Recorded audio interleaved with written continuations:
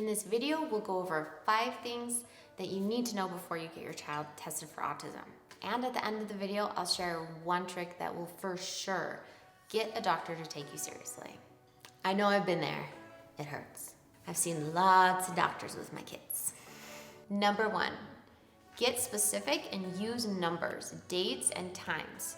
There is a big difference between my child is so moody, he's just so hard to deal with, to my child will have a meltdown at least once a day, sometimes up to 7 times a day. The meltdown looks like this. He'll scream and bang his head against the wall as long as he can until I stop him.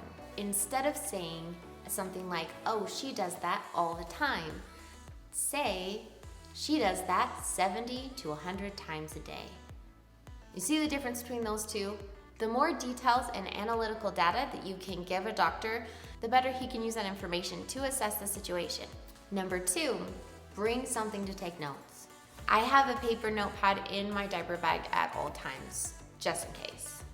Most of the time if I forget, and I go to the doctor a lot with my 5 kids, I'll take notes on my phone.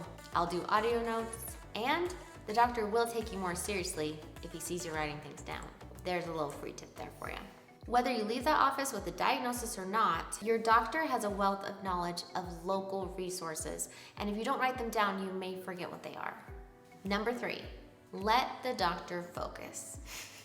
This actually happened to me. When my son Ezra was having his autism assessment done, I wanted to jump in again and again and help him, and he was wild and crazy and rambunctious, and it was really difficult for me to stay back and watch, but I knew it was what I needed to do. Every time I interrupted the assessment and tried to help him, she had to start over with the activity that she was doing.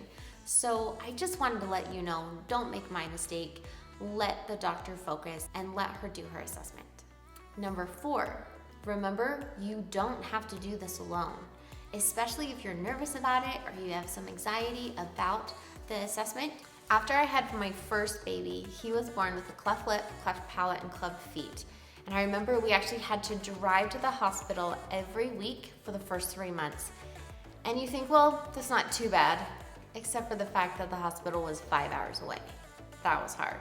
And I just couldn't do it by myself. I was so thankful for the family members and friends that stepped up and went with me to those hospital visits. Don't feel like you have to do it by yourself. There's nothing wrong with bringing another person for support. And number 5 is super important. Remember, it's a long process to get a diagnosis. Sometimes doctors may see your child again and again and again before you get a diagnosis or before you know for sure that your child isn't autistic. So my son Ezra needed a separate evaluation before we could even see the doctor with a speech pathologist, and also he required a sedated hearing test. That's something that your child might have to do to get a certain diagnosis depending on your insurance. So if you have a doctor's appointment scheduled or if you're on the waiting list, then good job.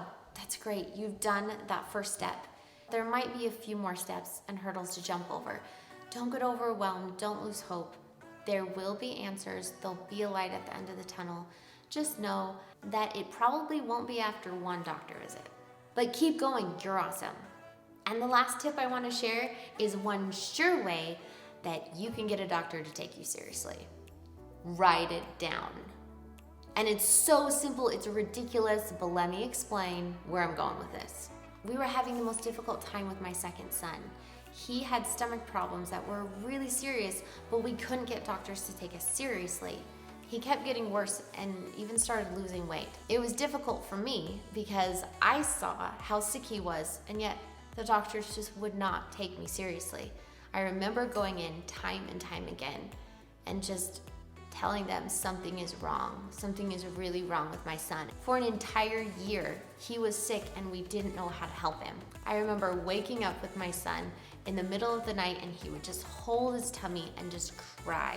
And I had no idea how to help him. We ended up having to see a pediatric GI and going through crazy stuff. That's a long story. But this is how I got doctor to take me seriously. I started logging his behavior when he'd throw up, when he would wake up in the middle of the night and for how long, and what happened, and when he'd cry and for how long, and what his behavior was. And once he saw that on paper, he took me seriously. We ended up discovering that my second son was intolerant of gluten. It was a simple dietary fix, but it was a long road to get there. If your child has certain behavior, like let's say he stims sometimes, then you want to write it down. Write down what time he stimmed, for how long. It's a very powerful thing to come into the office and give them a paper that has a month worth of notes on it. They're going to take you a lot more seriously then. I've also used a video to convince doctors of things that they didn't take me serious about at first. Video is a good way to show them firsthand of what is happening to your child and how their behavior actually looks. These are only 5 things to know before getting your child diagnosed with autism. Do you think there's one I missed? Put it down in the comments. Share your story and your advice, and you never know who it might bless. And if you'd like to meet my autistic son Ezra, click the video on the right to watch an autism playlist of some of our family travel videos. And the video on the left is where I answer the question, so your child is diagnosed with autism. Now what? I'll see you in the comments and on a live stream soon.